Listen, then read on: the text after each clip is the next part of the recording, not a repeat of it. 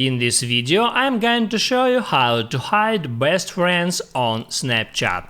That is quite simple and easy to do, so let's begin. And first open up your Snapchat application and go into your chats. So now you got a couple of different ways how you can remove a best friend from here.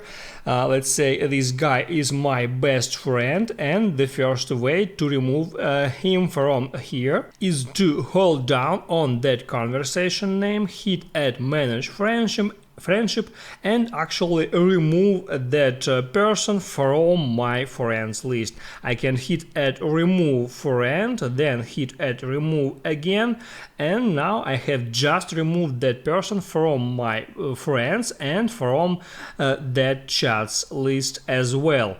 And also there is the second way how you can remove people from here is just to hold down on the conversation name, then tap add chat settings, and here tap on clear from chat feed. Just hit on that, then hit add clear, and the person has been removed from here as well. That's how it works. If this video helped you out, don't forget to like and subscribe.